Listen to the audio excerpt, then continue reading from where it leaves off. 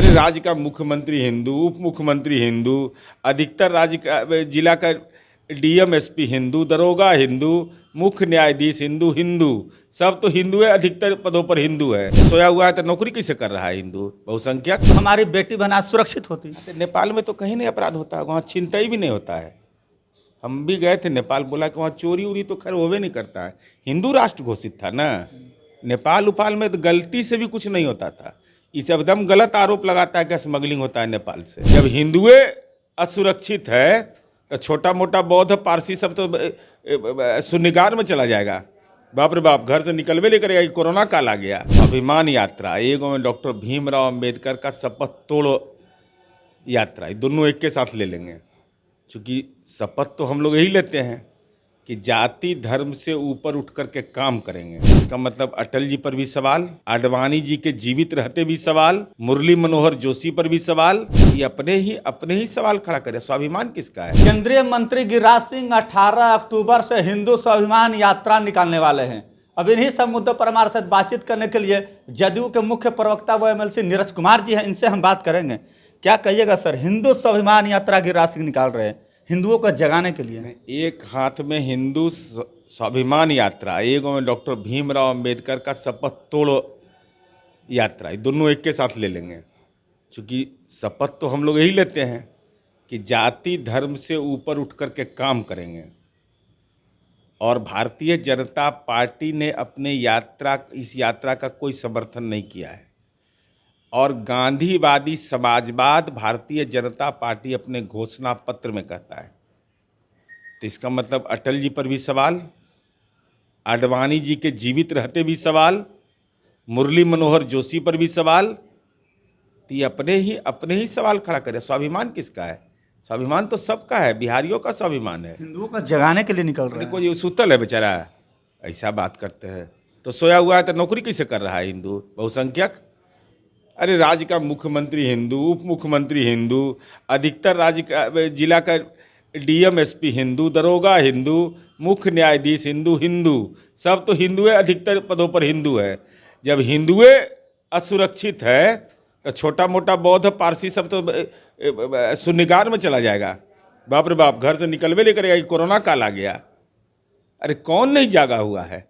वो तो बोल तो रहे कि हिंदू स्वाभिमान यात्रा निकाल रहे, हिंदुओं को जगाएंगे, समझाएंगे। हमको लगता है कि अब एको को दलित जो वहाँ का होगा ना, उस सबको घर में अब कोई सबके खाता में एकदम नगदे कैश। हिंदू है, क्या बात करते हैं? हिंदू है, दलित है तो दलित है। स्वाभिमान, उसका आर्थिक स्वाभिमान जगेगा। सौहार्द भी तो बिगड़ सकता है ना। कई लोग कह रहे कि सौहार्द बिगाड़ने वाला यात्रा है। सौहार्द कौन बिगाड़ देगा? बिहार में नीतीश कुमार जी के रहते गिरिराज सिंह जिस तरीके से कोई बयान सौहार्द नहीं बिगाड़ सकता है। ये बिहार की जनता को एहसास है, दंगा फसाद होगा तो हम लोग काम कर पाएंगे बिहार में। तो क्या लगता है गिरिराज सिंह जो यात्रा निकाल रहे हिंदू स्वाभिमान यात्रा, इससे क्या लगता है हुड़दंगा नहीं बढ़ेगा? नहीं, डॉक्टर भीमराव अंबेडकर के संविधान पर सीधा हमला कर रहे हैं। सीधा हमला कर रहे हैं। हाँ। अच्छा, एक सवाल और सर, उन्होंने साफ तौर पर कहा है कि अगर आज़ादी के वक्त अगर सारे मुसलमान पाकिस्तान चले जाते तो हमारी बेटी बहन सुरक्षित होती। नेपाल में तो कहीं नहीं अपराध होता है, वहाँ छिनतई भी नहीं होता है। हम भी गए थे नेपाल, बोला कि वहाँ चोरी उरी तो खैर होवे नहीं करता है। हिंदू राष्ट्र घोषित था ना। नेपाल उपाल में तो गलती से भी कुछ नहीं होता था। इस एकदम गलत आरोप लगाता है कि स्मगलिंग होता है नेपाल से। बांग्लादेश से धर्म आधारित, देख लीजिए दुर्दशा। नेपाल रहा हिंदू राष्ट्र, देख लीजिए वहाँ तो गरीबी नहीं होगा, एकदम गरीबी गलती से नहीं होगा। वहाँ तो अपराध होता ही नहीं है। एगो पप्पू देव नाम का एगो अपराधी था, वो बड़ी दिन जेल में रह गया। वहीं कौन है अथी नेपाल में, तो कैसे जेल वहाँ कैसे काहे बना? वहाँ तो राम राज्य होना चाहिए, वहाँ तो जेल की जरूरत है नहीं। लेकिन मुसलमान चले जाते तो बेटी बहन सुरक्षित रहती ना। गिरिराज सिंह कह रहे हैं। तो कौन लोग है जेल में? कौन लोग है ज़्यादा? ये राजवल्लभ यादव क्या हैं? कौन मामले में जेल में है? उनका धर्म क्या है? अरे अपराध और अपराधी और गुंडा का जाति होता है, चरित्रहीन का जाति होता है। जाति के नाम पर कलंक होता है। हम हिंदू हैं ना, हमको भी प्रमाण पत्र चाहिए। वो तो गिरिराज सिंह बताएंगे। हम बता रहे हैं ना, हमारा घर मोकामा है। हम लोग क्या मुखाग्नि पड़ता है, घर से ले जाते हैं वही। तो हमको हिंदू नहीं होना चाहिए? क्योंकि मुखाग्नि देने के लिए तो विशिष्ट नियम बना हुआ है। तो जब गिरिराज तक सिंह तो कहते हैं कि असली सनातनी तो हम हैं। हम तो कहते हैं हम लोग नकली हैं, बताइए तो। हम पहले मांसाहारी थे, अब शाकाहारी हो गए, तो हम ओरिजिनल हैं, ओरिजिनल। देखिए जनेऊआ उनुआ सब पहन ले रहते हैं, टिक्का भी लगाते हैं, ये सब भी पहनते हैं। तो गिरिराज सिंह जैसा नहीं ना आप लोग, अरे हिंदू जगाने निकल रहे हैं, आप लोग नहीं निकल रहे हम हैं। जागल हैं, एकदम हरदम जागल रहते हैं। योग करते हैं तो हमको कम समय नींद होता है, ये सब परेशानी हमको नहीं है। अच्छा, ये बयान देकर गिरिराज सिंह करना क्या चाहते हैं कि अगर आज़ादी के बाद मुसलमान पाकिस्तान चले जाते तो हमारी बेटी बहन सुरक्षित रहती?